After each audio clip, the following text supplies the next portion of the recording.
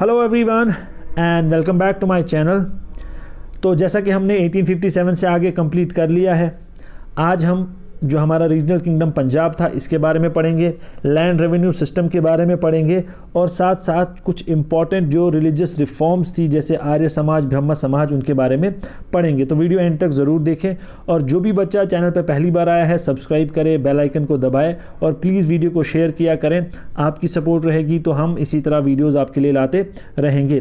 तो ये वाले पॉइंट पर मुझे कुछ डाउट है, इसको मैं इरेज करता हूँ और वैसे इंपॉर्टेंट भी नहीं है।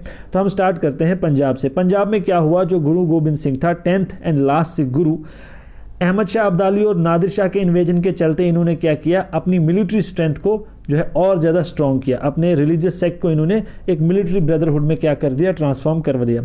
उसके बाद पंजाब का सब्सिडी ट्रीटी साइन होती है 1839 में और सिंध एनेक्स होता है 1843 में।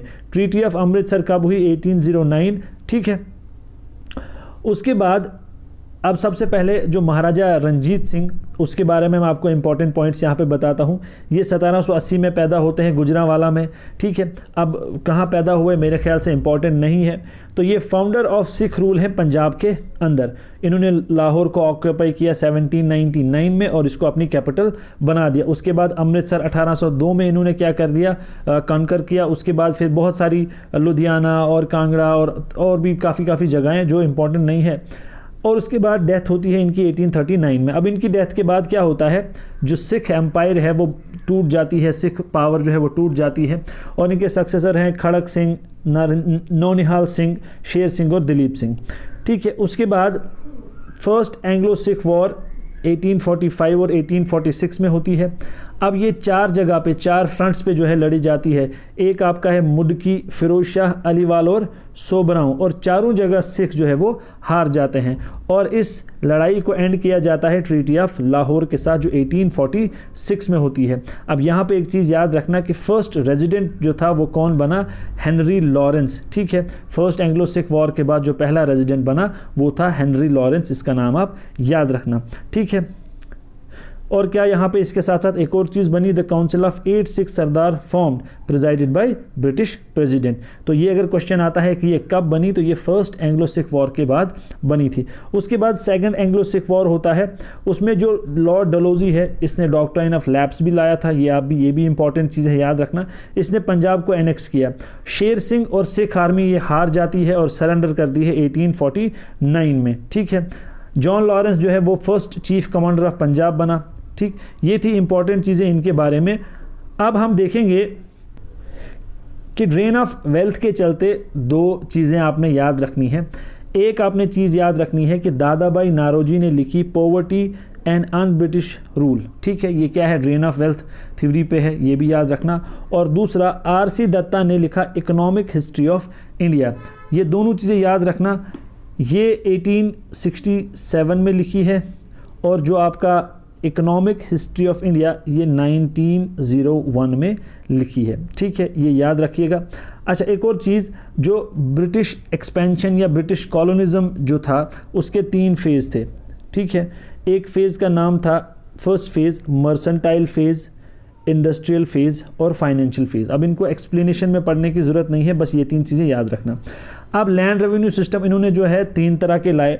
पहला जो आपका था वो था लैंड रेवेन्यू सिस्टम जिसका नाम था परमानेंट सेटलमेंट, इस्तेमरारी और बंदोबस्ती या ज़मींदारी सिस्टम इसको कहते हैं। अब ये पीसी इसलिए है क्योंकि परमानेंट सेटलमेंट का मैंने पी लिया है और इंट्रोड्यूस्ड बाय लॉर्ड कॉर्नवालिस, इसलिए सी तो ऐसे अगर याद रख सकते हो रखो। ये 1793 में बंगाल में, Bihar, Orissa, district of Banaras and Madras में इन्होंने क्या किया, ये स्टार्ट किया। ये प्लान किसने किया था, जॉन शोर ने। अब इंट्रोड्यूस किसने किया और प्लान किसने किया, 2 अलग लोग हैं।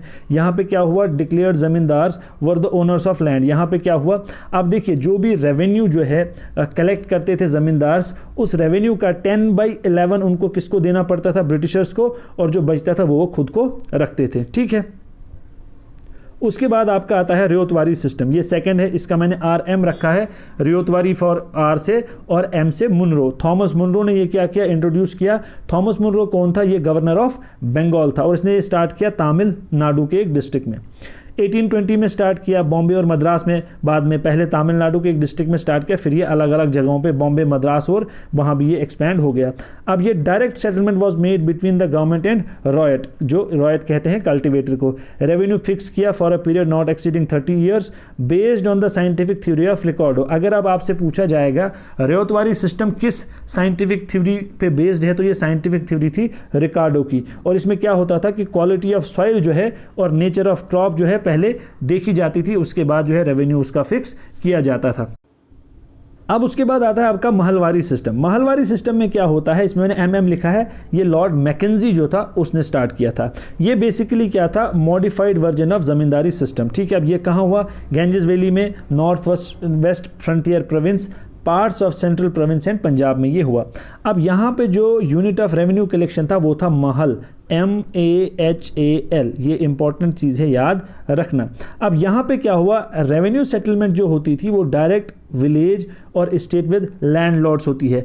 मतलब कि विलेज कम्युनिटीज़ जो होती थी वो एक कॉमन ओनरशिप रखती थी। ठीक है, कॉमन ओनरशिप, और इस ओनरशिप का नाम दिया उन्होंने भाईचारा। ठीक है, अगर आपको ये सब चीज़ें याद नहीं रहती हैं, आप भाईचारा याद रखना और ये किस में था वो भी याद रखना। इसमें क्या था, रेवेन्यू पीरियोडिकली जो है इंक्रीज होता रहता था। ठीक है, तो ये था रेवेन्यू सिस्टम आपके 3। उसके बाद सोशियो रिलीजियस रिफॉर्म्स। ठीक है, सबसे पहला है ब्रह्मो समाज, आप जानते हैं इंपॉर्टेंट है। अब फाउंडर राजा राम मोहन रॉय। अब आप कमेंट में बताएंगे मुझे कि राजा इसको किसने टाइटल दिया था, वो एक मुगल एम्परर था। अब आप देख के बता सकते हैं वहाँ कमेंट में लिख के कि किसने दिया था। ठीक है, अब इसने क्या किया, सबसे पहले स्टार्ट किया आत्मीय सभा इन 1814, ब्रह्मो सभा इन 1830 और ब्रह्मो समाज इन 1830, ब्रह्मो सभा इन 1828 और ब्रह्मो समाज इन 1830। इसने 2 जर्नल्स लिखे, एक संबद्ध कौमुदी किसके लिए, एबॉलिशन ऑफ सती 1819 में, और परसेप्ट्स ऑफ जीसस 1820 में। इसने मदद की डेविड हेयर की। डेविड हेयर कौन था, इसने फाउंड किया हिंदू कॉलेज इन कलकत्ता 1817 में, तो इसने उसकी मदद की। ठीक है, और राजा राम मोहन रॉय ने क्या किया, एस्टैब्लिश्ड वेदांता कॉलेज इन 1825। इसने 2 चीज़ें लिखी, एक और पोर्शन में इसने अपना एक वर्क लिखा, ए गिफ्ट टू मोनोथीस्ट और तोहफतुल मुआहिदीन इन पर्शियन इन 1809। ठीक है, अब इंपॉर्टेंट दूसरे लीडर्स कौन थे ब्रह्मो समाज के, देवेंद्र नाथ टैगोर और केशव चंद्र सेन। इनकी ज्वाइनिंग की डेट याद नहीं रखनी है, मे बी आपको लीडर्स के बारे में पूछा जाए। अब जो देवेंद्र नाथ टैगोर था, इन्होंने फिर बाद में आदि ब्रह्मो समाज टाटवा बोधिनी सभा जो है वो फाउंड किया। केसी सेन ने फाउंड किया ब्रह्मो समाज ऑफ इंडिया। अब ये बाद में कुछ डिफरेंसेस होने के बाद इन्होंने अलग अलग किए, वो चीज़ें इंपॉर्टेंट नहीं है कि क्या डिफरेंस हुआ क्या नहीं हुआ, किसने क्या फाउंड किया वो आपका इंपॉर्टेंट है। फिर आनंद मोहन बोस ने क्या किया, साधन ब्रह्मो समाज फाउंड किया, और आत्माराम पांडुरंगा ने फाउंडेड प्रार्थना समाज, और फिर जस्टिस MG रानाडे ने इसको बाद में ज्वाइन किया 1870 में। केसी सेन ने क्या किया, इसने कुछ चीज़ें लिखी हैं, अब आपको ये याद रखना है। एक बनाबोधिनी पत्रिका किसके लिए, जर्नल फॉर वुमेन। इन्होंने इंडियन रिफॉर्म एसोसिएशन बनाई 1870 में, which persuaded British to enact the Native Marriage Act of 1872, Civil Marriage Act. जैसे अभी भी हमने देखा कि मैरिज शादी की जो एज है वो कर दी 21, वो एक करंट में इशू हो जाता है। इसी तरह जो है इन्होंने ब्रिटिश को क्या किया, फोर्स किया कि जो है मैरिज एक्ट लाया जाए, सिविल मैरिज एक्ट ज़रूरी लाया जाए, है ना, कि शादी की एज वगैरह क्या होनी चाहिए। उसके बाद आर्य समाज, इसने क्या किया, फाउंडर था इसका स्वामी दयानंद सरस्वती 1875 में। इसका असल नाम जो था वो था मुला शंकर या मूल शंकर। शंकर याद रखो तो वहाँ पे अगर आए तो टिक कर देना। ठीक है, इन्होंने क्या किया, रोड सत्यार्थ प्रकाश हिंदी में, वेद भाष्य भूमिका हिंदी एंड संस्कृत एंड वेद भाष्य, ये 3 चीज़ें बड़ी इंपॉर्टेंट है, याद रखना। मोटो क्या था आर्य समाज का, go back to Vedas, India for the Indians. ठीक है, 1886 में Lala Hans Raj instituted Dayanand Anglo Vedic school DAV Lahore में। ठीक, इंपॉर्टेंट है। और गुरुकुल पाठशाला एस्टैब्लिश होती है हरिद्वार में 1902 में। आर्य समाज स्टार्टेड शुद्धि मूवमेंट, है ना, ये मतलब कन्वर्ट करना वापस, शुद्धि मूवमेंट में वो कन्वर्ट करते थे, हिंदुइज्म में वापस कन्वर्ट करते थे। उसके बाद हाँ, उसके बाद आपका है रामकृष्ण मिशन। ये भी बहुत इंपॉर्टेंट हो जाता है। स्वामी विवेकानंद, जिसका असल नाम क्या था, नरेंद्र नाथ दत्त, इसने रामकृष्ण मिशन फाउंड किया। कब? जब उसके गुरु की डेथ हो जाती है, जिसका नाम था गुरु रामकृष्ण परमहंस। इसी के नाम पे इसने रामकृष्ण मिशन स्टार्ट किया 1897 में।